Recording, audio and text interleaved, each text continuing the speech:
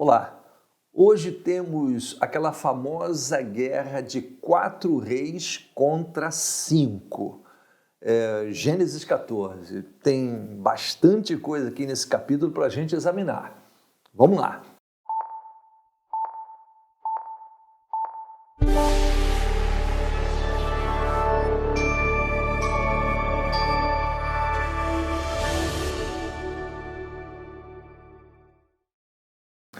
Olá, eu sou Williams Corel, pastor da Primeira Igreja Batista em Guapimirim, Rio de Janeiro. Estamos realizando estudos no livro de Gênesis e hoje vamos para o nosso 117º vídeo. Quero ler o texto de Gênesis 14 a partir do verso 1 que nos diz assim: E aconteceu nos dias de Anrafel, rei de Sinar, Arioque, rei de Elazar, Quedolaomer, rei de Elão, e Tidal, rei de Goim, que estes fizeram guerra a Bera, rei de Sodoma, a Birza, rei de Gomorra, a Sinabe, rei de Adamá, e a Semeber, rei de Zeboim, e ao rei de Belá, esta é Zoar. Todos estes se ajuntaram no vale de Sidim, que é o mar salgado. 12 anos haviam servido a Quedorlaomer, mas no 13º ano se rebelaram.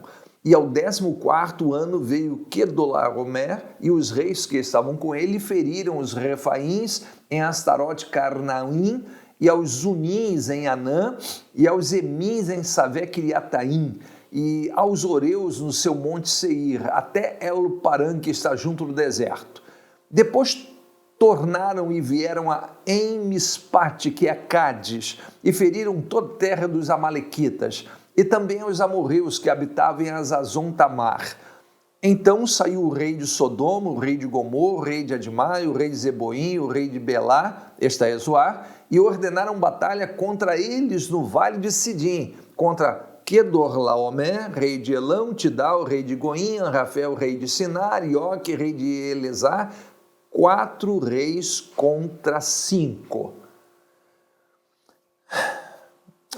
De novo, nós estamos em volta do assunto historicidade.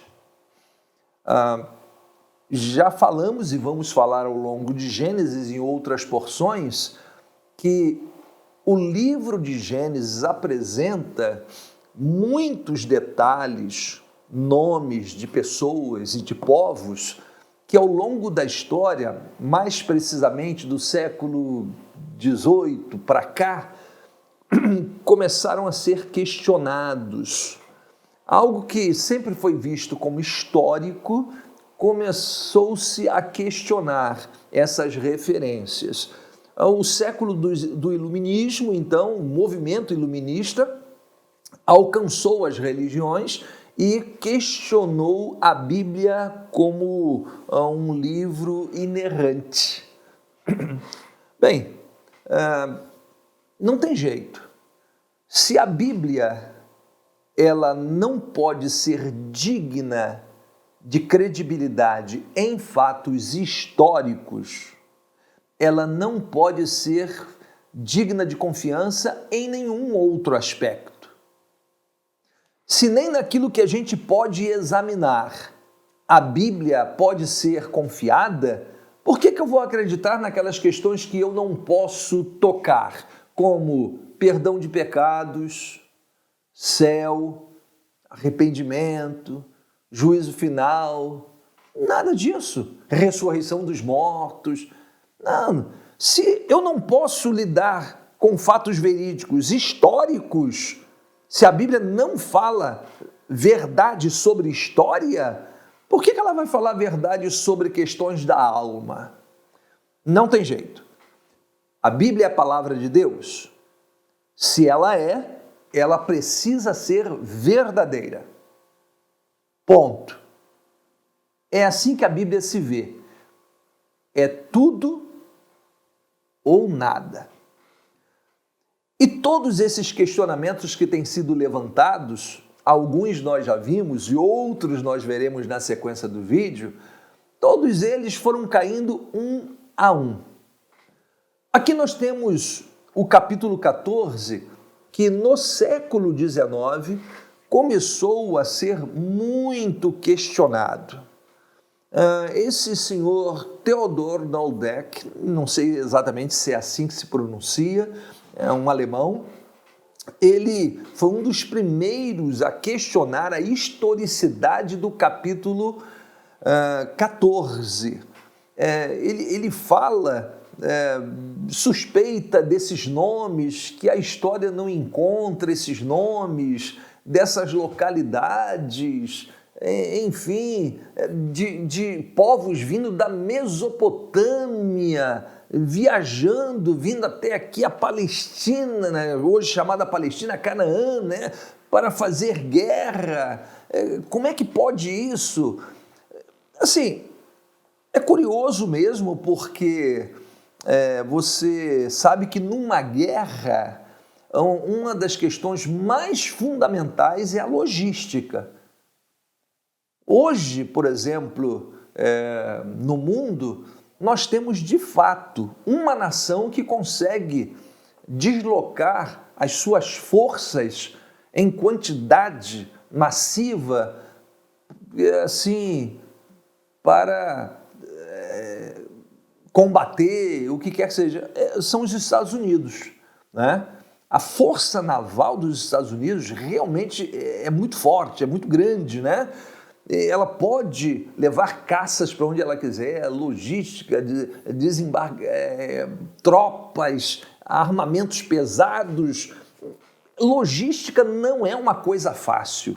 Você fazer guerra não é simplesmente você ir lá, atirar, não, você tem que dar suporte aos seus soldados, alimentar, tem que ter tratamento de saúde, caso se machuque. Essa infraestrutura da guerra, que é chamada de logística, não é algo fácil. Então o questionamento de Theodor Noldeck era essa situação, esse deslocamento de fato aconteceu. Esses pensamentos foram acompanhados também no século XIX por esse Julius Wellhausen. Olha só, esse homem, na verdade, Wellhausen, ele foi aquele homem que melhor sintetizou todas as críticas ao Velho Testamento e duvidou da Bíblia como palavra de Deus, da historicidade das narrativas bíblicas. Esse homem aqui é o símbolo maior da negação das Escrituras Sagradas como palavra de Deus. Ponto. Podemos resumir assim. Ele também acompanhou esse mesmo raciocínio. Inclusive, no século XX já, temos aqui agora o Dr. William Foxwell Albright, um dos mais celebrados arqueólogos do século XX, se não o maior. Dr. Albright, ele, na década de 10 do século XX, né, ele ali tinha suas dúvidas, de fato, em relação à historicidade do capítulo 14 do livro de Gênesis.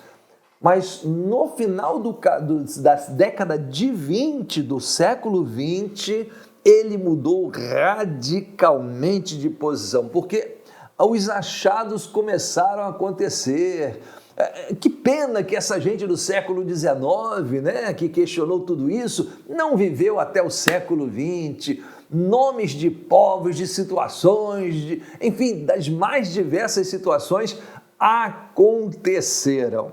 E Dr. William Foxwell Albright, quero fazer minha homenagem aqui, é um dos grandes arqueólogos que mais contribuiu, provavelmente, com a arqueologia bíblica. Ele tinha um interesse direto nesse assunto e contribuiu muito com o avanço da arqueologia bíblica no século XX.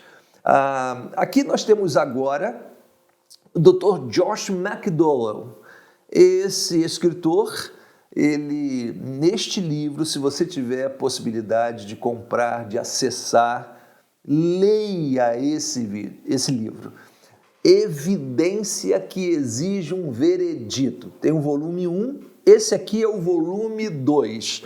Nas páginas 130 a 136, ele apresenta uma robusta e farta descoberta arqueológica no século XX, que veio testificar, apontar e consolidar, na verdade, caminhar em paralelo com a narrativa do capítulo 14. Eu estou mostrando aqui este mapa, onde 3 palavras, 3 cidades estão destacadas. Ebla, Mari, ambas na Síria hoje, e Nuzi, no Iraque. Essas 3 cidades, descobertas no século XX, têm desenterrado milhares de tablets de argila, contendo contrato entre as nações, contendo narrativas religiosas, mitológicas. Nós conhecemos o mundo antigo, muito dessa região, a partir desses tabletes. E vou dizer para você, os nomes dessas cidades, os nomes desses reis, narrativas de caravanas que se deslocavam para guerrear lá da Mesopotâmia, aqui no Canaã, tudo isso já foi atestado. Não se contesta mais capítulo 14 do livro de Gênesis. Isso é coisa do século XIX. A arqueologia já trouxe à luz. Que interessante isso, né? Que interessante isso.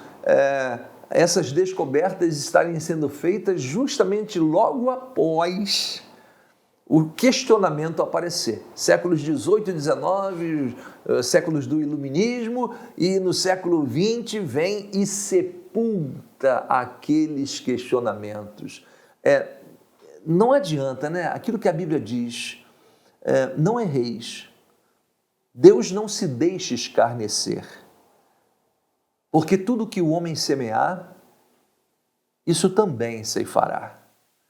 Então, a arqueologia veio também em resposta ao secularismo, ao racionalismo, né, ao ceticismo, porquanto a palavra de Deus começou a ser vista como um livro comum, um livro que inventa nomes, inventa cidades, inventa guerras, cria situações.